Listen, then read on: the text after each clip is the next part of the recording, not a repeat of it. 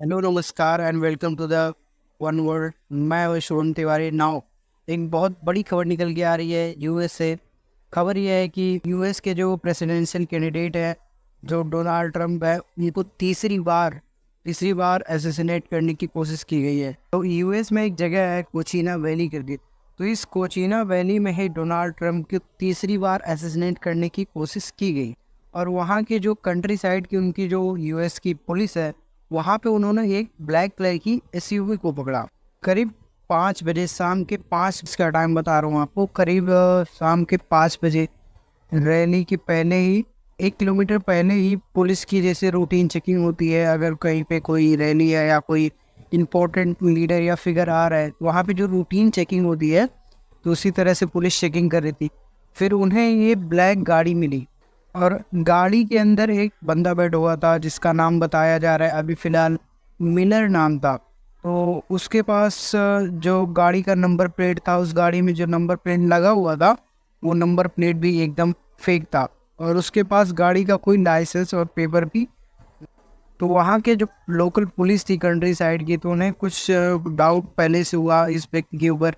फिर उन्होंने इसको उतार के इसकी जब पूरी तलाशी ली, तो इसके पास कई सारे ड्राइविंग लाइसेंस मिले जो कि अलग अलग नाम से थे। और इसके साथ ही बहुत सारे इसके पास करीब बताए जा रहे हैं 5-6 के आसपास पासपोर्ट से अलग अलग कंट्रीज के, और वो भी अलग अलग नाम से।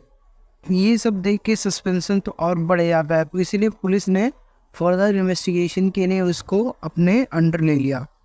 और जब इसकी पूरी तरह से तलाशी ली गई इसके गाड़ी की, तो गाड़ी के अंदर जो लेग स्पेस होता है, उसमें इसने एक राइफल और एक शॉट गन वो भी लोडेड रखा हुआ था। इसके बाद जब फर्दर इन्वेस्टिगेशन की गई, तो उसमें पता चला कि ये व्यक्ति सॉवरेन सिटीजन मूवमेंट से जुड़ा हुआ है।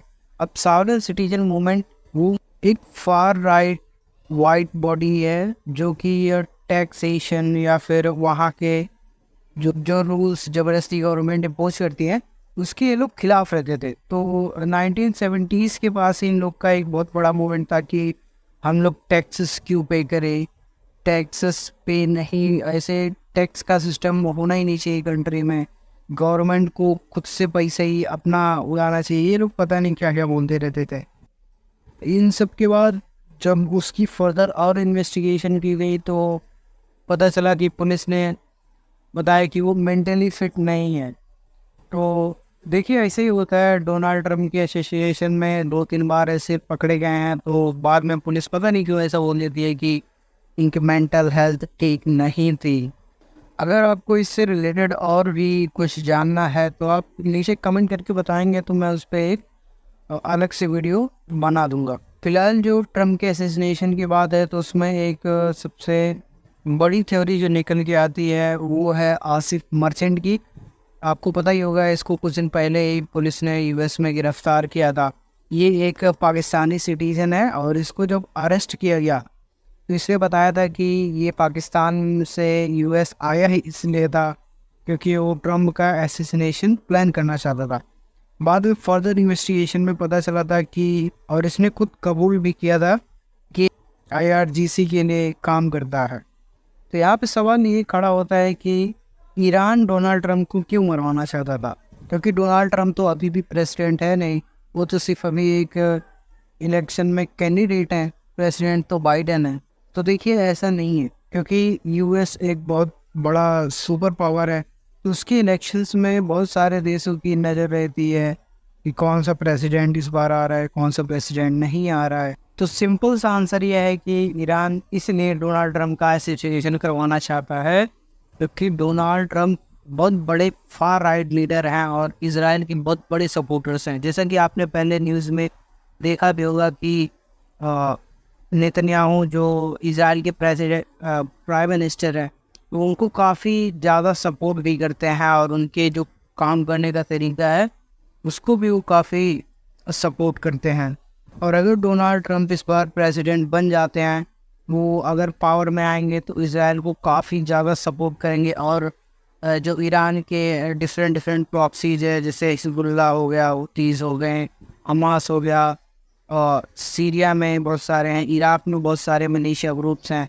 तो इन सब पे देखिए कैसा इम्पेक्ट पड़ेगा। और ईरान के लिए ये सब बहुत मुश्किल हो जाएगा। जिस तरह से बाइडेन एडमिनिस्ट्रेशन के अंदर वो ऑपरेट करता है इन सब लोगों को, वैसा वह ईरान अब नहीं ऑपरेट कर पाएगा।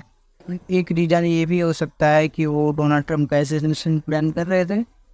और ये सारी बातें ऐसे हवा हवाई नहीं है कि ईरान डोनाल्ड ट्रंप का असैसिनेशन करवाना चाहता है, बल्कि आप देखेंगे 25 सितंबर को यूएस इंटेलिजेंस ने वार्न किया था डोनाल्ड ट्रंप को कि आप पर्सनल सिक्योरिटी में थोड़ा टाइट कर दीजिए अपनी सिक्योरिटी, और ईरान आपको मरवाना चाहता है। इसीलिए आप देखेंगे कि 2-3 लेयर की सिक्योरिटी अब डोनाल्ड ट्रंप के साथ रहती है जब वो स्पीचेस के लिए जाते हैं, बाहर रैली के लिए जाते हैं।